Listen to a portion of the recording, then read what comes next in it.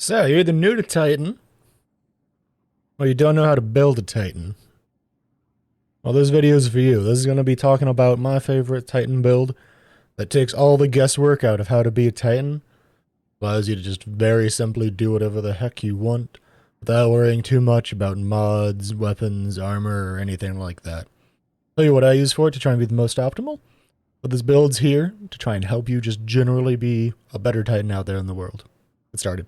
Let's talk subclass, ability, aspects, and fragments really quick. This is going to be a pretty chonky section, but this is, in my opinion, the most important part of the build, and this is the most accessible part of the build for most people watching this. Armor, weapons, exotics, all that stuff can be a little bit out of reach for certain people, but this is all stuff that you can get with enough time grinding very simply, and you don't have to wait on vendor rotations or anything like that. Let's talk about super. Use Hammer of Soul. Listen, it's a big burning ball, very fun. Hammer of Soul is the efficient, effective one. Just use Hammer of Soul. Abilities. Rally Barricade or Towering Barricade. This is absolutely personal preference. Do you want a tiny bit of reload speed, or do you want a big old thing that gets in the way? This doesn't matter. Jump. Jump still doesn't really matter. I personally like Catapult Lift for a little bit of extra movement, but Strafe Lift and High Lift are, you know, they're fine.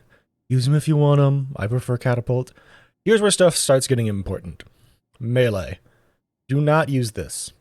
I know it's fun, I know it's cool, I know it causes ignitions, but for this build, don't use it. Use Throwing Hammer. Why? Because Throwing Hammer is a little bit overpowered. Throwing Hammer is a melee that refunds itself when you pick it up off the ground because you are throwing a physical hammer over and over and over again.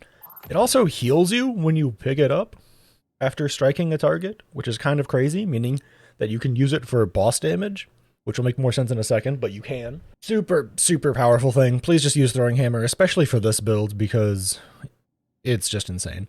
Grenades. There are two things that I recommend for using grenades. One, Thermite, because Thermite goes in a straight line and has a lasting effect. It'll typically kill multiple enemies. And Fusion Grenades, because Fusion Grenades will allow you to be like, I choose you, random enemy, you're gonna die. Those are my personal preferences. You can probably make a case for Solar Grenades as well. Typically not a fan. Swarm grenades aren't very good. Firebolts don't really do enough damage. Incendiary grenades can get stuck on objects sometimes and be weird. Crit mines are more of a hunter thing, and I still am biased about that. Healing grenades are... don't use them. Not in PvE. PvP, sure, I get it, yeah, but in PvE, healing grenades, especially with this build, are completely unnecessary, as why you're about to find out. Sol Invictus. The solar aspect that you're going to use for this build. Your solar ability Final Blows, Hammer of Soul impacts, and defeating scorched targets creates sunspots. Your abilities regenerate faster, and your super drains more slowly. Sunspots apply Scorch, and entering one applies Restoration. Restoration is a heal over time, a very powerful heal over time, to the point where you can use weapons that self-damage, and it can be hard to kill yourself with a weapon while you have the Restoration effect active. But yeah, no, use Sunspots. Sunspots are really, really powerful. You want to know what applies Scorch, by the way? Well, Bonk Hammer. Doesn't say it. I don't know why it doesn't say it, but it does. Bonk Hammer will make sunspots for you. Meaning that every time you get a kill, you make a giant healing aura that will help you regenerate your abilities. Which is useful if you miss with your Bonk Hammer and accidentally throw it into the abyss and you have to get it back. You can get like a grenade kill and regen by standing in a rift. It's nice. The most important thing, though, is Roaring Flames. Roaring Flames makes Final Blows with solar abilities or ignitions increase the damage of your solar abilities, and it stacks 3 times. It makes your Bonk Hammer go from, yeah, a couple of throws will kill, like, you know, a red bar rank and file, to, I am now throwing this at champions, and the champions are exploding underneath me. To be fair, it does that more often with something like Synthoceps than naturally, but it still does a lot of damage just in general. The Throwing Hammer is insanely powerful in the first place, and Roaring Flames takes it to the nth degree. Your uncharged melee attacks deal solo damage and scorch targets, so it's kind of nice because you can kind of keep it going if you accidentally lose your Bonk Hammer. But typically, I just kind of ignore it when I miss my Bonk Hammer, and I just go cry in the corner until I get it back. Fragments. Ember of Char. This build spreads a lot of sunspots and ignitions and stuff. Spreading Scorch, pretty useful because it makes it easier to just proc more ignitions. You're making tons of Scorch stuff in general anyways, Ember of Char works very well. Speaking of ignitions, Ember of Wonder works really well with this build because of that. especially with the weapon choices, which we'll get to later, but the bottom line is Ember of Wonder is a pretty powerful addition to the build, and if nothing else, provides plus 10 resilience, which helps offset some of the later mods we have to go into, like Ember of Empyrean, the most important part of this build. Solar weapon or ability final blows extend the duration of restoration and radiant effects applied to you. Well, we know how we get restoration. We walk into a sunspot. This can extend it upwards of 10 seconds, meaning that after you get your radiant and you start getting kills and stacking up the buff over and over and over and over again, you will eventually just have like 12 seconds of radiant and restoration if you're killing stuff fast enough, making it much, much easier to re-proc the ability and re-stack your radiant and restoration buffs. How do we get radiant though? Throwing Hammer. This is the other reason you want Throwing Hammer. It makes it so that you are constantly proccing radiant for yourself, so you always have that weapon damage boost.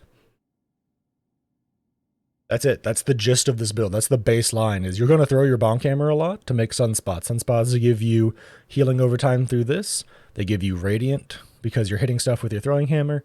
You're building up damage with your Solar abilities. And you're constantly extending the duration because of Solar Weapon and ability final blows. On top of that, your Ignitions will make Orbs of Power, and your Ignitions will spread Scorch. That's the core of this build. That part of the build works no matter what else you have equipped. I will say, though, be careful building this build without 100 resilience. Resilience is by far and away the most important stat for a build like this, because, as you can see here, resilience gives you 40% damage reduction at max rank. You're going to be in the thick of it, throwing bonk hammers, throwing grenades, going crazy in the midst of giant piles of enemies. If you don't have that solid amount of damage reduction, you're going to die before your healing can save you. Try and run 100 resilience, especially for this build. Let's talk weapons for this build. Now, the most important thing, in my opinion, is your solo weapons for this build. Personal recommendations. Mida Mini Tool, Zauli's Bane, the new and improved Avalanche because it rolls with Incandescent, and the BXR5 Battler. Why? Because all of those things have Incandescent, they're all proccing Scorch and Ignitions, and they are all solar, helping you extend the duration of all of your abilities. All of your abilities meaning your Restoration and Radiant effects. Highly, highly recommend getting them and crafting them if you have the ability for the Zauli's Bane Mini Tool or Battler. And the Avalanche, if you are watching this video as it is current, you have about another full week to go and try and farm for a really well-rolled one. I highly recommend getting a good one, because it makes the build work really well if you're running into content where you're not really needing a heavy weapon for like true DPS, and you can just run a heavy weapon for ad clear. Because it's, say, the seasonal encounter, and then something like Wither Horde will really help at boss DPS, because your teammates are gonna pop supers or something. The bottom line is, run solar weapons with incandescent on them to really synergize well with this build, and everything outside of probably Grandmaster content, because even inside of raids, you can run this build to great effect, because there's always ad clear to be done during raids. Now, if you want to have this work in, say, GM content, you can make this build work to a degree. You'll need to tweak what you have a little bit, say, use something like the new Revision Zero Pulse Rifle, because it is both anti-barrier as well as just a generally good medium-long range primary. Swap to something like Explosive Personality, because it's a grenade launcher, and this season we have a mod that makes it both do unstoppable stuff as well as weaken enemies, which is pretty cool. Once again, this is for current content before Lightfall launch. And then throw on a heavy like Cataclysmic. Now, this does kind of pigeonhole you into being only solar damage, but if you can work with your team for GM-style content or Legend-style content and be like, hey, can y'all run the rest of the shield breaking and I'll just kill everything? Cool. It'll work out pretty well for the most part. You will need to be careful, but it'll work pretty well in general. You could potentially even swap out the Cataclysmic for something else that matches elements a bit better.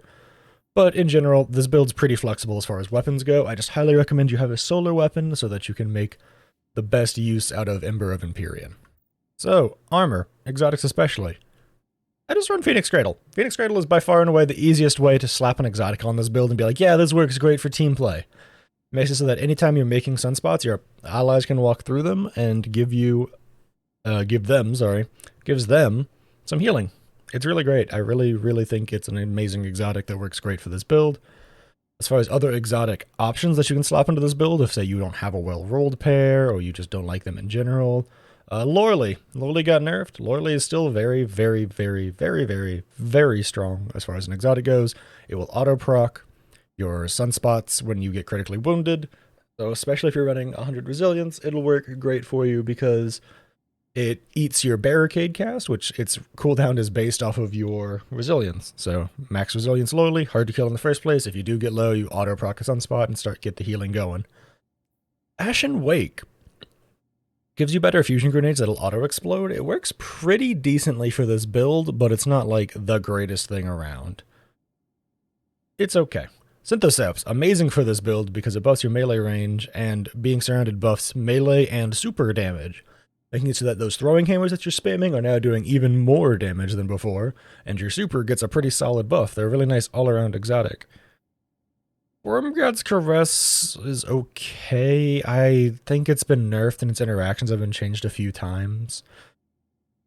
Melee kills increase your melee damage, but it's been changed so many times throughout the years that it's also hard to stack. So if you really just want that bonus melee damage, probably just run Synthoceps. It's active all the time. As far as other exotics, you can also run the Path of Burning Steps to just make yourself have better solar weapon damage as a part of this build. That's pretty powerful stuff. You could also technically run Hallowfire Heart. It gives you insane super regen, but the thing is your throwing hammer comes back instantly anyways.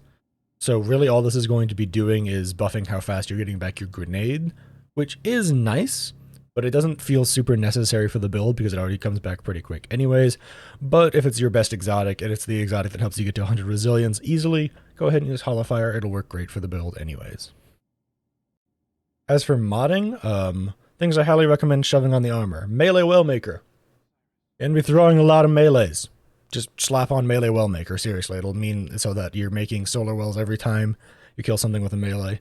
And to combine with that, run something like Bountiful Wells so that you can make tons of wells every time you do, so your teammates can go and pick up your solar wells that you're making everywhere. You can also put on Seeking Wells to make it so that your wells will now seek out whoever's nearby. And that works very well. Something else you can do that, well, you can run Font of Might like I have slotted here, because Font of Might will increase your weapon damage. It synergizes very well with the rest of the build. But you can also run Enduring Wells, which increases the lifespan of elemental wells, meaning that you can make an elemental well ahead of boss DPS, so you now have a solar well sitting on the ground, and then everyone can run over and pick it up before boss DPS, so everyone can get Font of Might rolling, which is pretty powerful. So as you can see, you can also run Font of Might. You can also run Elemental Ordnance, which is a pretty powerful thing as well, because it means your grenade kills are now making you solar wells, so that you're just making solar wells everywhere. Now, there is a way to run this build that works incredibly well.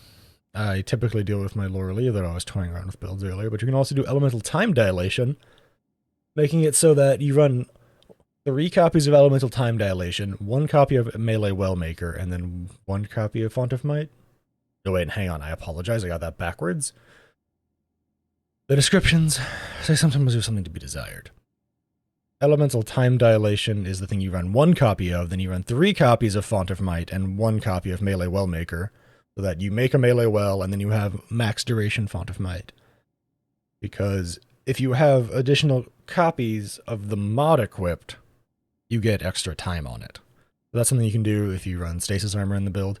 I personally just run this as a general PvE build. If I'm raiding, I just sometimes swap out certain things for, say, more Font of Mights and then Elemental Time Dilation, or just kind of toy around with things a little bit. Take off Seeking so that the wells will sit on the ground, add Enduring so that they last longer. Toy around with it, use what you have access to, that's the big thing. I know a lot of people are lacking a lot of well mods at the moment because they're only sold every once in a while, and if you weren't there when they first came out, you might be lacking a few. The well mods are powerful, but they're probably the least important part of the build. Just having the Sunbreaker stuff in general is the most important part. So that's that. That's the lazy Titan build that I run like 99% of the time at the moment, outside of the times when I'm running big old Thunder Crash for certain activities. But yeah, this build is insane. It works for, I want to say, like 98% of the game, and that last 2% being when you're running Grandmasters and Day 1 raids and you need to change up your build slightly because stuff dies slower. This build works really well in dungeons, master dungeons, normal raids, even master raids to a degree. It's a little harder to make work in there, but it does work in master raids. All sorts of seasonal activities, strikes, Gambit, Crucible. Like, it works great in all those places. You might be shocked that it works well in Crucible, but bonk hammers can kill people. I promise you that. But it's my Lazy Titan build, and hopefully you either learned a little something, or you're just like, oh, well, that's how that works. Or if you're a new player and you're just like, oh, well, now I have a build to run. Hopefully this helps you out. This is something a little new. I don't do these very often because building in Destiny is kind of superfluous sometimes. For the most part, like all the mods, all the weapons and stuff about this build don't really matter. It's just throwing on the aspects and fragments kind of make the build work as is. That is kind of a neat part about building in Destiny. But I hope you liked the video. If you liked it, leave a like. If you disliked it, leave a dislike, I guess. Subscribe if you want to see more content like this, and I hope to catch you in the next one.